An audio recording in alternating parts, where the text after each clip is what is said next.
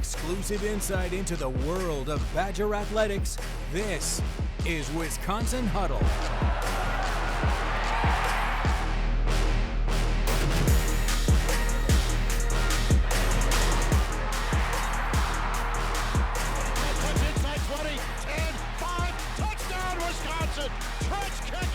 Here's Andrew Banstra. Welcome back to the Wisconsin Huddle. I'm Andrew Banstra right here in the WISC TV studios.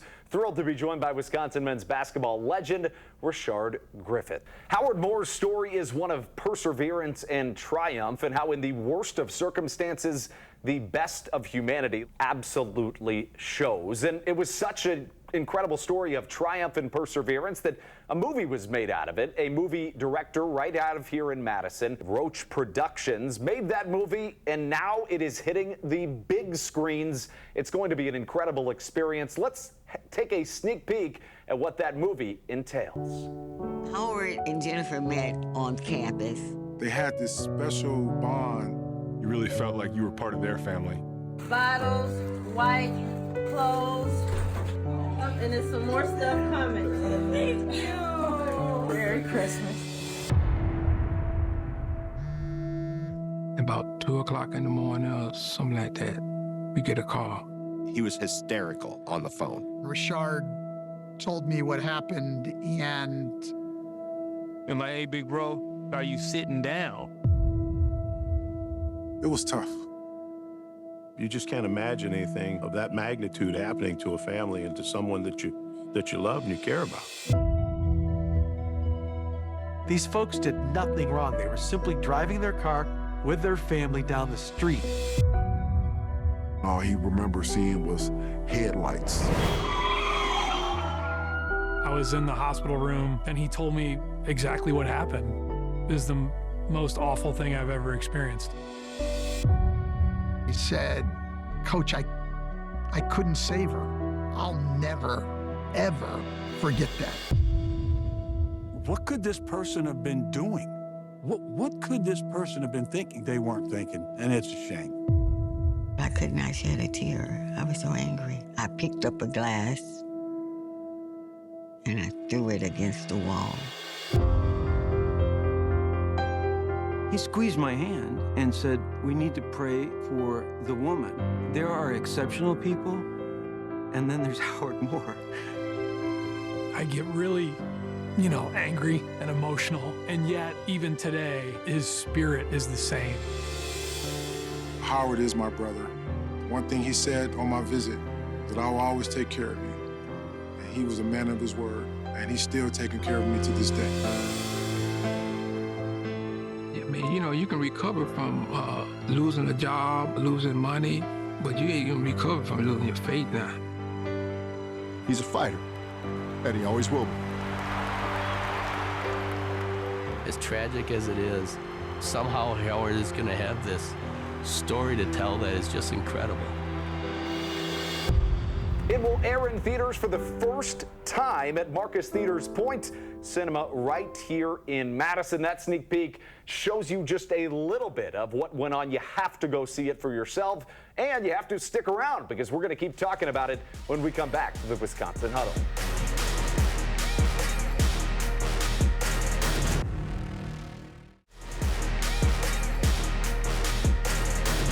Welcome back into the Wisconsin Huddle. I'm Andrew Banstra here with Rashard Griffith, a Wisconsin men's basketball legend. And we continue honoring the story of Howard Moore. And with that, let's talk about just that. So you're here in Madison full time. You mentioned you were away, obviously, with your professional career. But today, what does your relationship look like in terms of caring for and kind of just being there for Howard? Just that. Just doing my part as a brother. It's doing hard times, tragedies, difficult times, and the people who you care about life, that your true character come out, the person that you really are. And even Howard, right now to this day, his smile is still infectious, and just who he is. He's still helping people out. He's still helping me out. So that's just all that is to it. It's just like, bottom line is that that's my brother, and I do what I can when I can to help him and the family out. And when I say the best of humanity comes out of the worst of circumstances, that's exactly what I mean. You dropped everything to be there for him, and I don't get the sense that you're going to shout that from the rooftop, so I want to take the opportunity to do just that because it is absolutely incredible. When you're not doing that, I would imagine people could maybe understand by your jacket you've got on. What do you do at the high school level? I am the girls head basketball coach at Middleton High School, and I'm the student engagement coordinator at Hamilton Middle School. What's it like working with younger athletes? You know, obviously, you come up, are one of the top recruits in the country, do incredible things at the college and professional level. What does it mean to you to be able to carry that on to the next generation? Just trying to give back what I've learned over the years. And it doesn't matter if you're a girl or a boy, a young man or young woman, it doesn't matter. If you're an athlete, you're an athlete. And it doesn't matter the sport. It's because my biggest belief is what you put in is what you get out. What was that day like? I was there last year, about a year ago now, when Howard returned to the Kohl Center for the first time. Nothing. Just nothing was going through my head about me. It was about Howard. It was exhilarating just to see him sit there and smile. And Matt LePay said it. Matt LePay said he said one day that Howard will come into this gym in the Kohl Center and 17,000, 18,000 fans will rise to their feet and give him a standing ovation. And Howard was just happy in the back. He was in the back before we came out, afterwards, and just to see him like that and see him smile and to see him be honored like that, because, like I said, even though he's in this recovery process right now, he still helps people out right now to this day. You're watching Wisconsin Huddle. This guy sitting right to my left was a member of one of the best Badger basketball teams ever and really put Wisconsin on the map. Your team took this program to their first NCAA tournament in 47 years. What were the changes going on in the mid-90s? Because of the high school program that I came from a winning culture. And I lost 4 games in 4 years, 2 state championships, 2 city, and 1 national championship. And so when I came here, that's what my expectation was. You had Stu Jackson, you had Michael Finley, Tracy Webster, of course Howard Moore, and my other great teammates, my brothers. I'm gonna say that, my brothers. And Stu told us from the get-go what it was going to be, that we're going to work hard, what our goals were, and those goals were the same goals that I want. I want to go to the NCAA tournament. I want to be part of something good. But after your 2 years at Wisconsin, you decided to go pro. You chose, after being drafted in the NBA, to play overseas, a multi-time league MVP. What were those 17 years like for you? Those 17 years produced 17 championships. That is, not many people can say that. When I started over there, my first couple of years were statistical years, pretty much putting my name out there, my face on the map. And from my third year, so I was 21. People fail to realize that I was 19 when I left here. So I grew another inch. I got better as a basketball player, and I learned what it took to win championships at an early age. And it wasn't me scoring 25 points and 15 rebounds and 5 blocks. That won me the league MVPs and so forth and so on. I was the youngest player in Turkish basketball history to win the MVP at 19 years old. And when I got to Maccabi Tel Aviv, that's when everything changed, and I started learning about winning and how to win, and that it didn't take me to do it all on my own. So 17 years, 17 championships. I won the Grande Slam, which is winning every major championship in one calendar year. Wow. And if you look back, just on YouTube, you can look back, I played with Manu Ginobili, wow, Marco Yarich, and that was in 2000, 2001. And we accomplished that, and I think only other 2 teams to do it was the same team, and that was the team that Dino Raja, Tony Kukoc, Petrovic, all those guys played on. And so we were the 3rd team to ever do that in one calendar year. That is absolutely amazing. Now, Rashard mentioned that he put his name on the map internationally, but here in the country, especially, you know, going back to his high school days, everybody knew who you were. You had offers from Duke, Kentucky, you name it. So why did you choose Wisconsin, and how much of it did it have to do with your relationship with the guys that you grew up with? I chose schools that I knew somebody that was there. So somebody that can show me the ropes and keep me in line, right? So here it was Mike, Tracy, and Howard. I visited Michigan, and at Michigan it was Juwan. Juwan's from Chicago. I know Jalen and C. Webb. And then at Purdue it was Glenn Robinson. So I was going Big Ten regardless, more than likely. But what swung me to Wisconsin was I wanted to be part of something that was not established, something that you can make your own. And that was what Wisconsin offered me. Wisconsin offered me the ability to come in and play and earn everything that we did. And that's one thing I appreciate what Stu Jackson did for us. We earned everything. And that makes you respect it more, appreciate it more. And that's what he did for us, and that's one of the reasons I chose Wisconsin for that challenge. I didn't know a lot of things until after my career and after I retired. Like, I didn't know that they sold out my freshman year right away. So see, for me, I'm thinking that's how the field house was always. Right. You know what I'm saying?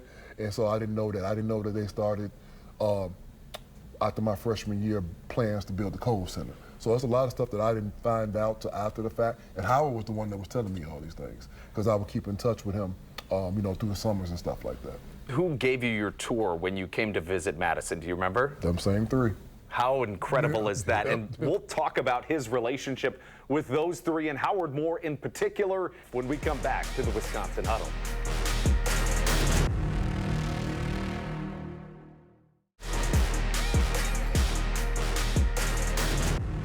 Welcome back into the Wisconsin Huddle. I'm Andrew Banstra, thrilled to be joined by Rashard Griffith.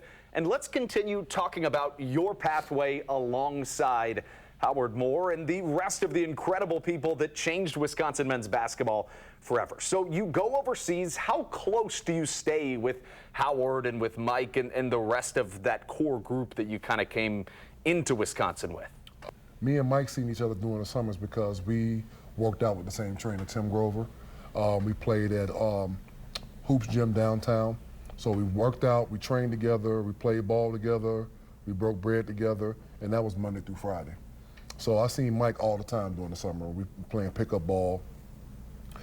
Howard was going through his coaching stint. He was figuring out what he wanted to do.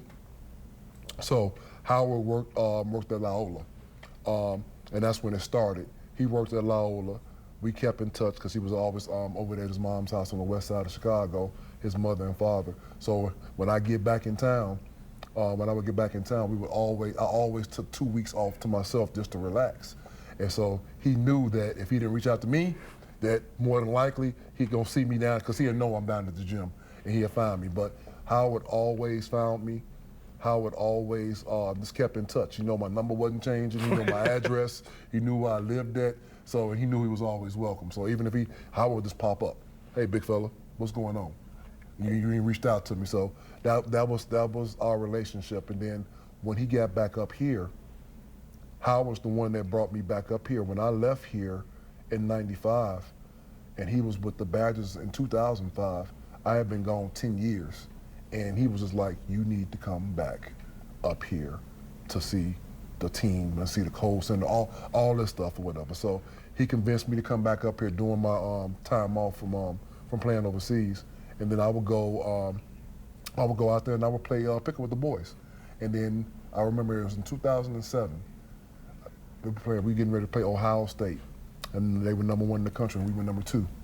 And they had me play Greg Oden. Yeah. And Bo. So that was my, meeting Bo and just welcomed me back. That's pretty much what it was. He wanted me to know. I didn't think anything was wrong, but it was just like, I'm gone. I had left Wisconsin, and Howard was just like, he said, Griff, they love you. They want to see you. They want to know how well you're doing. You know what I'm saying? So that's when I started coming back.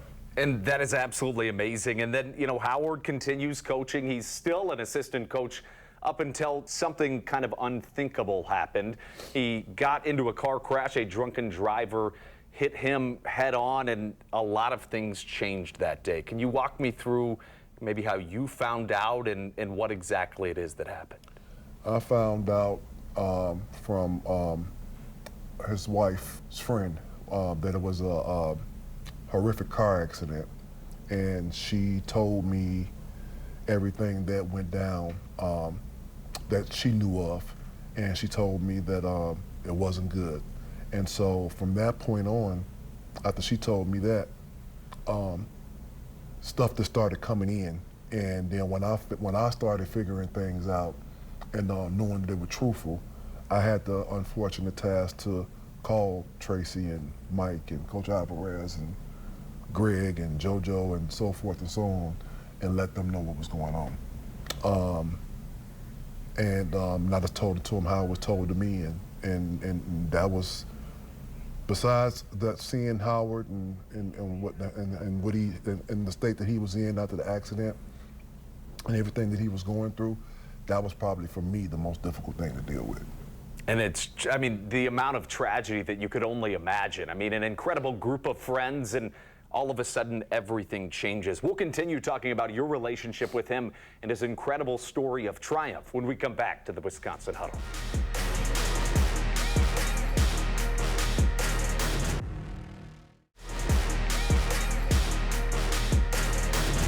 You know, we mentioned this a little bit earlier, but if you follow Wisconsin men's basketball and weren't around for the 90s, one thing becomes apparent very fast, is that Wisconsin was elite in the 1990s, because anytime these Badgers do anything good, it's never, this is the best they've ever done in terms of points per game, in terms of scoring 90 points in a game, you name it. It's always the best they've been since the mid-90s. Let's first talk about that. You said you came to Wisconsin in order to hopefully put a program on the map.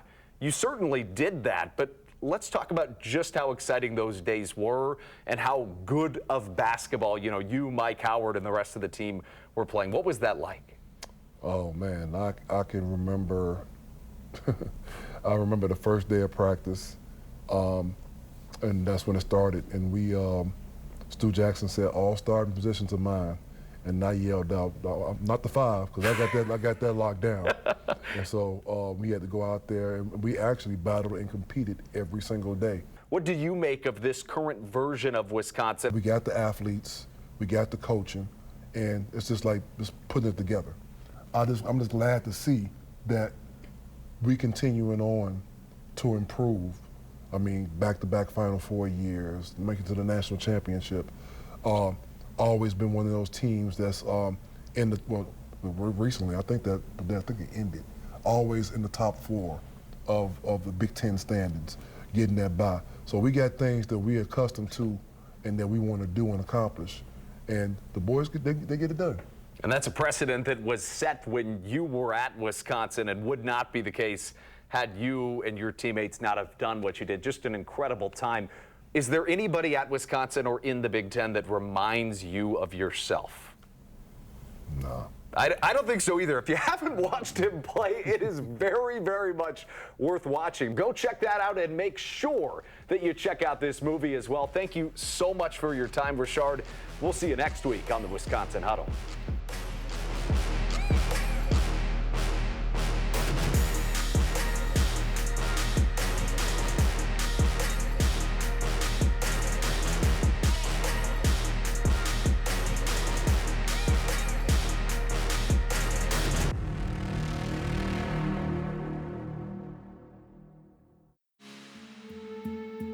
I'm a first man.